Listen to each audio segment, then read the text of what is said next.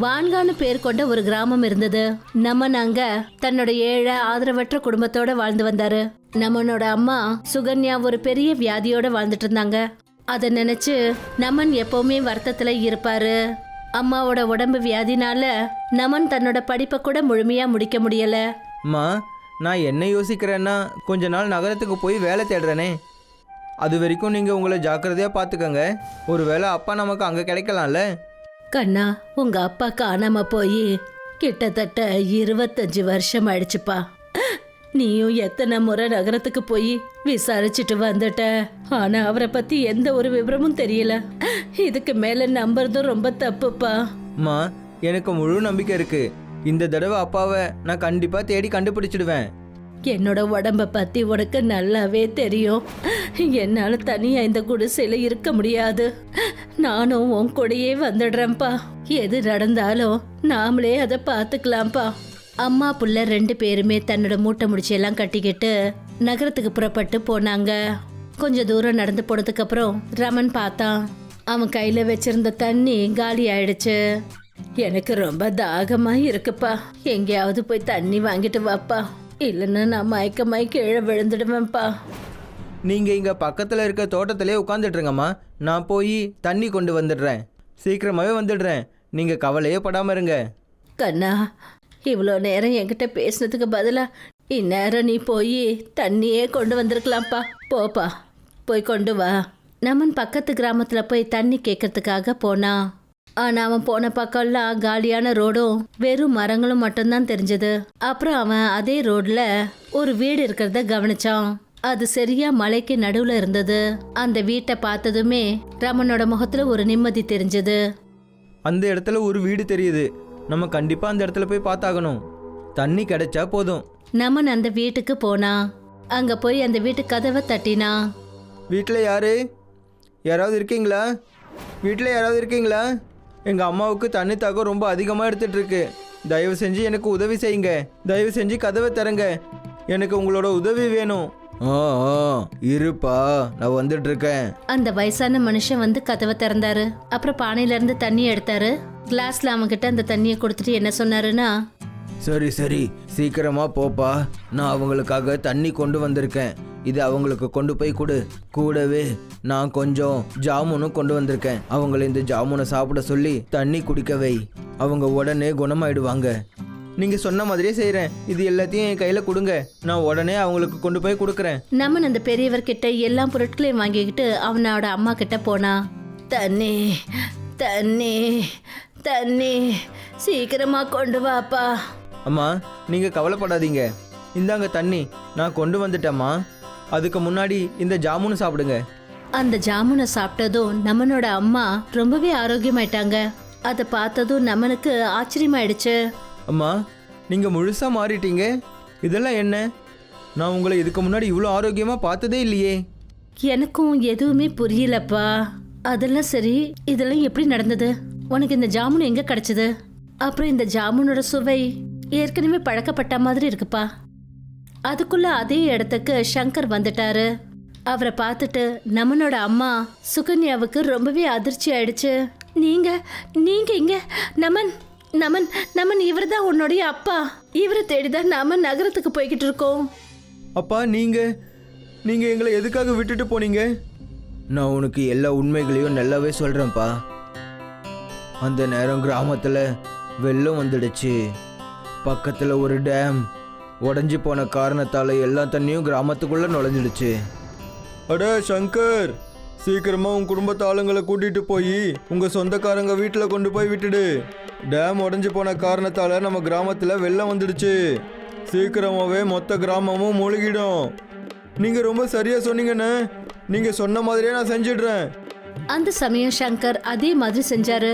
தன்னோட பையன் நமன் அப்புறம் தன்னோட மனைவி சுகன்யாவை உறவுக்காரங்க வீட்டுக்கு அனுப்பி வச்சிட்டாரு. நீங்கள் மறுபடியும் இந்த கிராமத்துக்குள்ளே வந்துடாதீங்க. நான் சீக்கிரமாகவே உங்ககிட்ட வந்துடுறேன்.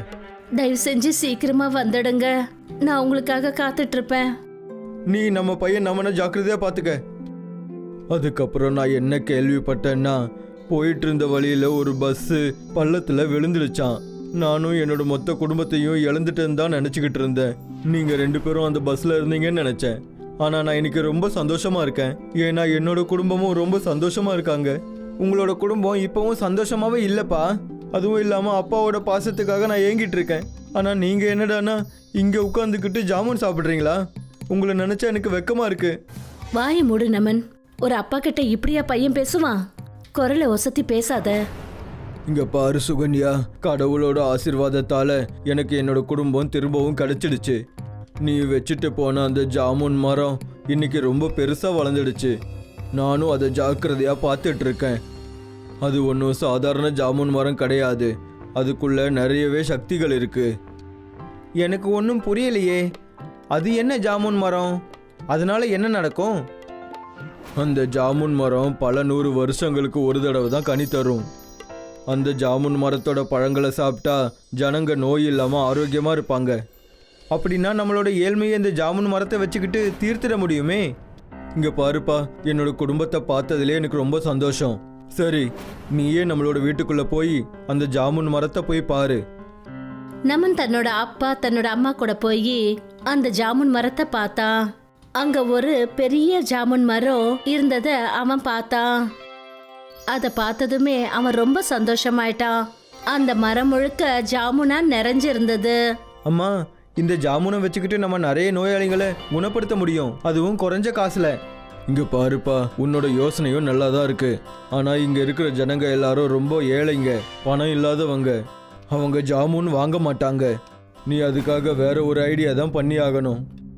அப்பா, நான் ஏன் பிரியாணி கடையை ஓப்பன் பண்ணக்கூடாது? இது மலை கிராமம். நம்ம இங்கேருந்து கொஞ்சம் தூரம் கிராமத்துக்கு போயிடலாம். நம்ம அங்கே போய் நம்மளோட இந்த பிரியாணி வியாபாரத்தை ஆரம்பிச்சிடலாம். நீ தாராளமாக அப்படி பண்ணலாம்ப்பா, ஒரு பிரச்சனையும் இல்லை. அப்படியே பண்ணலாம். நமனும் ஒரு பிரியாணி கடையை திறந்துட்டான். அப்புறம் பக்கத்தில் இருக்கிற கிராமத்துக்கு போய் பிரியாணி வியாபாரம் பண்ணான். பிரியாணி, சூடான பிரியாணி, இதை சாப்பிட்டா மனசு மாறிடுவீங்க. பிரியாணி, சூடான பிரியாணி. வாசனை என்னவோ ரொம்ப சூப்பராக தான் இருக்கு. பிரியாணி எவ்வளோன்னு சொல்லுங்க. வெறும் 50 ரூபாய் தான் ஒரு பிளேட் ஃபுல்லா. அடேங்கப்பா, இது ரொம்ப விலை கம்மியாக இருக்கு, சூப்பராக இருக்கு. கொடுங்க, என் குடும்பம் மொத்தத்துக்கும் 200 ரூபாய்க்கு சாப்பாடு கொடுங்க. சரி. இதே போல நமனோட பிரியாணி ரொம்பவே பிரபலமாயிடுச்சு. கொஞ்ச நாளும் கடந்து போயிடுச்சு. நமன் கடின உழைப்போட தன்னோட வேலையை பார்த்துக்கிட்டு இருந்தான். அப்புறம் தன்னோட அப்பா அம்மாவுக்கு அவன் சேவையும் செஞ்சுட்டு இருந்தான். இந்த விஷயத்தினால அவனுடைய அப்பா அம்மா 2 பேருமே ரொம்ப சந்தோஷமா இருந்தாங்க. அம்மா, நான் உங்களுக்காக இந்த தாலியை வாங்கிட்டு வந்திருக்கேன், அதுவும் தங்கத்துல. ரொம்ப சந்தோஷம் கண்ணா. நீ இந்த மாதிரி எப்பவும் முன்னேறிக்கிட்டே இருக்கணும், அப்புறம் வெற்றி அடையணும். எல்லாரும் பேசிக்கிட்டு தான் இருந்தாங்க. அப்ப கிராமத்து தலைவர் அழுதுகிட்டே அவங்க வீட்டுக்கு வந்தாரு. சங்கர், சங்கர், வெளியே வா சங்கர். என்னோட கிராமத்தை காப்பாத்து, என்னோட கிராமத்தை காப்பாத்து. பெரிய பிரச்சனை ஆயிடுச்சு. கொஞ்சம் நிதானமா இருங்க. என்ன ஆச்சுன்னு சொல்லுங்க. அப்படி என்னதான் பிரச்சனை வந்துச்சு? நீங்க இப்படி பதறிக்கிட்டு கிராமத்துல இருந்து இங்க வந்திருக்கீங்க. எங்க கிராமத்துல பெரிய பிரச்சனை ஆயிடுச்சு. கிராமத்துல இருக்கிற எல்லாருக்குமே நோய் வந்துடுச்சு. கிராமத்துல இந்த நோய் பரவிட்டு இருக்கிறதால எல்லாருமே பயந்து பதட்டமா இருக்காங்க. நான் கிராமத்துக்கு வெளியே இருந்தேன், அதனாலதான் நான் தப்பிச்சிட்டேன். ஆனா என்னோட குடும்பத்துல எல்லாருக்குமே அந்த நோய் வந்துடுச்சுங்க ஐயா. ஆனா நீங்க இந்த நோயை பத்தி ஒரு டாக்டர்கிட்டயோ இல்ல ஒரு வைத்தியர்கிட்டயோ ஏன் சொல்லல? இந்த பிரச்சனையால நிறைய பேர் பயந்து போயிருக்கிறாங்க. அதை பத்தி நான் எப்படி சொல்றது? அப்பா, நம்ம இவங்க எல்லாருக்குமே அந்த மாய ஜாமுனை வச்சு உதவி பண்ணலாம். நம்ம ஜாமுனை பிரியாணியில கலந்து இவங்க எல்லாருக்கும் கொடுக்கலாம். உடனே அவங்க எல்லாரும் குணமாயிடுவாங்க. இந்த மாதிரி சமயத்துல அவங்களுக்கு நாம ஜாமுன் மட்டும் தான் கொடுக்கணும். இல்லம்மா, அந்த கிராமத்துல நம்மளோட பிரியாணி ரொம்பவே ஃபேமஸ். ஜாமுன் பிரியாணி சாப்பிட்டாங்கன்னா அவங்களுக்கு விஷயமும் தெரியாது, அப்புறம் அவங்க எல்லாருமே குணமாயிடுவாங்க. நம்மன்னு சொல்றது சரிதான் சுகன்யா, நம்ம இதே மாதிரியே செய்யலாம். இங்க பாருப்பா, நீ அவங்கள சரி பண்ணு, உனக்கு தேவையான எல்லாத்தையும் நாங்க தரோம். நமன் அந்த ஜாமுன் மரத்துல இருந்து நிறைய ஜாமுன்களை பறிச்சான். அப்புறம் பிரியாணி செஞ்சு அதுல அந்த ஜாமுனை போட்டான். இப்ப நம்மளோட மாய ஜாமுன் பிரியாணி ரெடி ஆயிடுச்சு. நமனும் அந்த தலைவரும் சேர்ந்து அந்த கிராமம் முழுக்க ஜாமுன் பிரியாணிய கொடுத்தாங்க. எல்லாரும் எப்படியோ அந்த ஜாமுன் பிரியாணிய சாப்பிட்டுட்டு இருந்தாங்க. அந்த ஜாமுனோட மாயினால எல்லாரும் குணமாக ஆரம்பிச்சாங்க. தலைவர் இதை பார்த்துட்டு ரொம்பவே சந்தோஷப்பட்டாரு. இங்க பாரு நமன், நீ மட்டும் இன்னைக்கு இல்லைன்னா எங்களோட கிராமம் மொத்தமும் அழிஞ்சு போயிருக்கும். உனக்கு ரொம்ப ரொம்ப நன்றிகள்ப்பா. இது என்னோட கடமை தானே. ஜாமுன் பிரியாணியை சாப்பிட்டதும் எல்லாரும் குணமாயிட்டாங்க. அப்புறம் இந்த விஷயம் எல்லா இடத்துலயும் நெருப்ப போல பரவுச்சு. எல்லாரும் நமன் கிட்ட ஜாமுன் பிரியாணி வாங்கி சாப்பிட ஆரம்பிச்சாங்க. அப்புறம் நமனை பாராட்ட ஆரம்பிச்சாங்க. நமனோட குடும்பத்துல உள்ளவங்க நமனை நினைச்சு ரொம்ப பெருமைப்பட்டாங்க. அப்புறம் எல்லாரும் ரொம்ப சந்தோஷத்தோட ஒன்னா வாழ ஆரம்பிச்சாங்க. பௌரா கிராமத்துல ஒரு சின்ன ஸ்கூல் இருக்கு. அது ரொம்ப வருஷ பழமையான ஸ்கூல். அந்த ஸ்கூலோட நிலைமை ரொம்ப மோசமா இருந்தது. குழந்தைங்க உட்கார்ற பெஞ்ச் எல்லாம் உடைஞ்சு போய் இருந்தது. அப்புறம் அதுல கரையா அரைச்சிருந்தது. பிளாக் போர்டு எல்லாம் தூசியா இருந்தது. அப்புறம் கூடவே மழை காலத்துல ஸ்கூல் மேற்கூரையில இருந்து தண்ணி கொட்டிக்கிட்டே இருக்கும். பசங்களா சீக்கிரமா உங்க ஹோம்ஒர்க்க செக் பண்ணிக்கோங்க, கொஞ்ச நேரத்துல மழை பெய்ய போகுது. அப்புறம் உங்க காப்பி எல்லாம் நனைஞ்சு போயிட போகுது. மழையில புக்கு நனைஞ்சு போயிடுமோன்ற பயத்துல ஸ்டூடெண்ட்ஸ் எல்லாம் அவங்க ஹோம்ஒர்க்க செக் பண்ணிக்கிறதுக்காக டீச்சர் கிட்ட போனாங்க. டீச்சர் குழந்தைங்களோட ஹோம்ஒர்க்க செக் பண்ணாங்க. அப்புறம் அவங்களுக்கு புது ஹோம்ஒர்க்க கொடுத்து வீட்டுக்கு அனுப்பிட்டாங்க. சரி பசங்களா, நாளைக்கு வரும்போது எல்லாரும் ஹோம்ஒர்க்க பண்ணிக்கிட்டு வாங்க. அப்புறம் இப்ப நேரா நீங்க வீட்டுக்கு போங்க. யாரும் போற வழியில எங்கேயும் சுத்த போக கூடாது, சரியா? ஏன்னா வேகமா மழை பெய்ய போகுது. அப்புறம் இந்த மழையில நனைஞ்சீங்கன்னா உங்க உடம்பு சரியில்லாம போயிடும். சரிங்க மேடம், நாங்க ஸ்கூல்ல இருந்து டைரக்டா வீட்டுக்கு போறோம். பசங்க எல்லாரும் வீட்டுக்கு போயிட்டாங்க.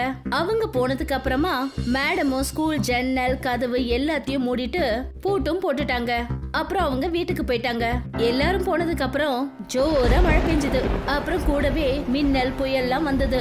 வேகமா புயல் அடிச்சதுனால ஸ்கூல் இடிஞ்சு கீழே விழுந்துடுச்சு.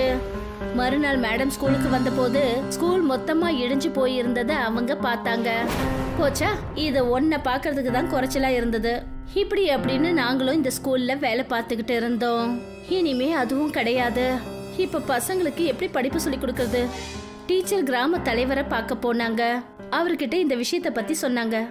தலைவர் ஐயா, புயல் அடிச்சதுனால எங்க ஸ்கூல் எல்லாமே இடிஞ்சு போச்சு. இப்ப நம்ம ஸ்கூலுக்காக எங்களுக்கு புது பில்டிங் தேவைப்படுது. உங்களால எங்களுக்கு ஏதாவது உதவி செய்ய முடியுமா? என்கிட்ட இந்த மாதிரி புது பில்டிங் கட்டுறதுக்கு அந்த அளவுக்கு பணமே இல்லையே. நம்ம கவர்மெண்ட்டுக்கிட்ட நமக்கு ஸ்கூல் கட்டித்தர சொல்லி லெட்டர் எழுதி கொடுக்கலாம். நீங்கள் ஒரு லெட்டர் எழுதி கொடுங்க, நான் அதில் சைன் போட்டு கொடுத்து கவர்மெண்ட் ஆஃபீஸரை ஒழுங்காக பார்த்து நம்ம பள்ளிக்கூடத்தை சரி பண்ணிடலாம், சரியா? டீச்சர் ஸ்கூல் பில்டிங் கட்டுறதுக்காக ஒரு அப்ளிகேஷனை எழுதி தலைவர்கிட்ட கொடுத்தாங்க.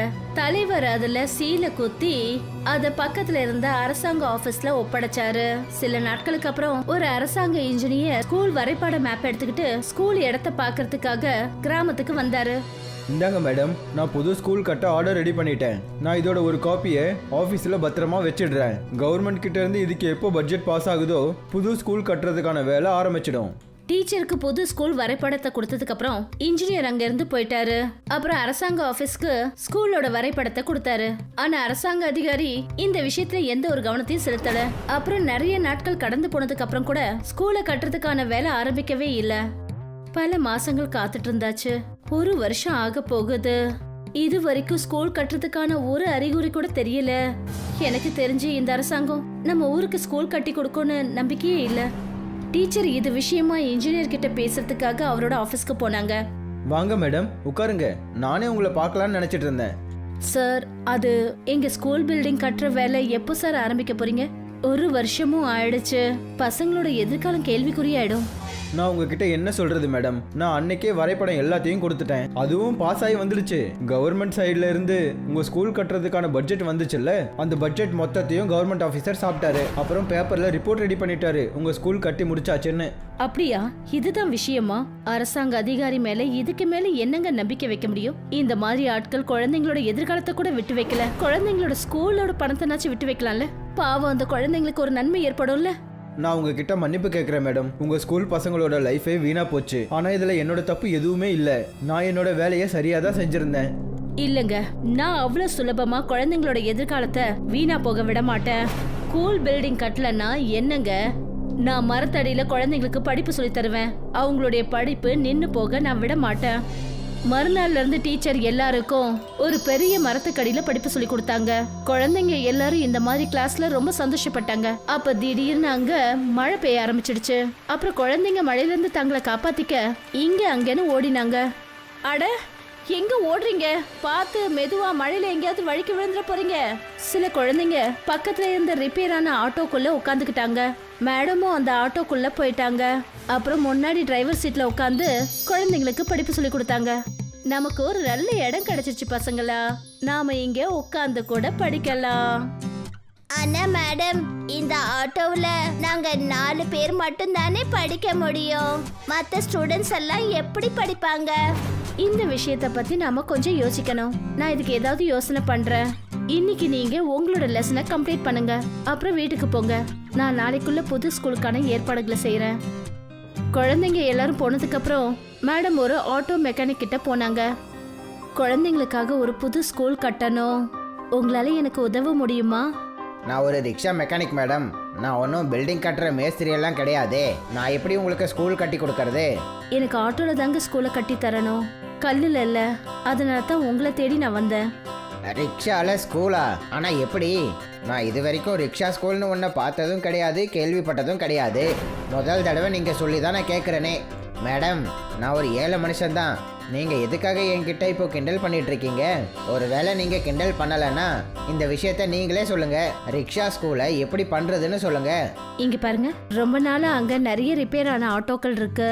அது எல்லாத்தையும் நீங்க ஒண்ணா இணைச்சு ஒரு ஆட்டோ ஸ்கூலை ரெடி பண்ணி தர முடியுமா?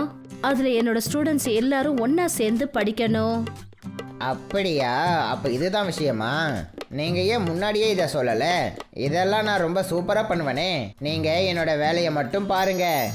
நான் எல்லா ரிப்பேரான ரிக்ஷாவையும் சேர்த்து நான் பண்ண போகிற இந்த ஸ்கூலை பார்த்தீங்கன்னா நீங்களே அதிர்ச்சி ஆகிடுவீங்க. இப்போ அந்த மெக்கானிக் ரிப்பேர் ஆன எல்லா ஆட்டோக்களையும் ஒரு இடத்துல ஒண்ணா சேர்த்து வச்சாரு. அப்புறம் அதை பில்டிங் மாதிரி சேர்த்துட்டாரு. இந்தாங்க மேடம், உங்களோட இந்த ரிக்ஷா ஸ்கூல் சூப்பராக ரெடி ஆகி தயாராகிடுச்சு. படிக்கிறதுக்கு பிளாக் போர்டும் ஃபிக்ஸ் பண்ணிட்டேன். ரொம்ப ரொம்ப நன்றிங்க. இதுக்கு எவ்வளவு செலவாச்சோ அதோட பில்லை என்கிட்ட கொடுங்க, நான் உங்களுக்கு பே பண்ணிடுறேன். என்ன மேடம் இப்படியெல்லாம் பேசுகிறீங்க? நீங்கள் பசங்களோட எதிர்காலத்துக்காக இவ்வளோ விஷயம் பண்ணுறீங்க. நான் இந்த வேலையை கூட ஃப்ரீயாக பண்ணி தர மாட்டேனா? அது மட்டும் இல்லாமல் என்னோட பொண்ணு சுதாவையும் நீங்கள் தானே படிக்க வைக்கிறீங்க. அப்படின்னா சரி, நான் கிளம்புறேன். பசங்களுக்கு ஸ்கூலுக்கு டைம் ஆயிடுச்சு. இப்போ டீச்சர் ஆட்டோ ஸ்கூல் சீட்ல உட்காந்து அந்த வண்டியை ஓட்ட ஆரம்பிச்சாங்க. ஒவ்வொரு பசங்களோட வீட்டுக்கா போய் அவங்கள பிக் பண்ணாங்க. ஒரு லேடி ஆட்டோ ஓட்டுறத பார்த்து ஜனங்க அவங்கள கிண்டல் பண்ணாங்க. ஆனா டீச்சர் அவங்க பேசுறது எதையுமே காதுல வாங்கிக்கல. அட அங்க பாருங்க, ஒரு பொம்பளை ரிக்ஷா ஓட்டிக்கிட்டு இருக்கா. இப்ப டீச்சர் எல்லா ஸ்டூடெண்ட்ஸையும் அவங்க வீட்ல இருந்து பிக் பண்ணாங்க. அப்புறம் எல்லாருக்கும் ஆட்டோ ஸ்கூலுக்குள்ள படிப்பு சொல்லி கொடுத்தாங்க. அப்புறம் ஸ்கூல் முடிஞ்சதும் எல்லாரையும் அவங்க வீட்ல டிராப் பண்ணாங்க. குழந்தைங்க எல்லாரும் ரொம்ப கவனமா படிக்க ஆரம்பிச்சாங்க. அப்புறம் எக்ஸாம்ல டாப் வந்தாங்க. இங்க பாருங்க பசங்களா, நம்ம ஸ்கூலை பத்தின விஷயங்கள் நியூஸ் பேப்பர்ல ஆர்டிக்கலா வந்திருக்கு. எல்லாரும் டாப்பா வந்திருக்கீங்க. அதனால பசங்க எல்லாருக்கும் புது கிளாஸ் போறதுக்கான வாழ்த்துக்கள். இப்ப இந்த விஷயம் எல்லா இடங்கள்லயும் பரவிடுச்சு. ஒரு டீச்சர் ஸ்கூல் இல்லாத காரணத்தினால ஆட்டோல சுத்தி சுத்தி பசங்களுக்கு படிப்பு சொல்லி தராங்க. அரசாங்க காதுல இந்த விஷயம் விழுந்ததும் அரசாங்கம் அந்த ஏமாத்துக்கிற ஆபீசரை வேலையை விட்டு அனுப்பிட்டாங்க. அவங்க தான் ஸ்கூல் பில்டிங் காசை சாப்பிட்டவங்க.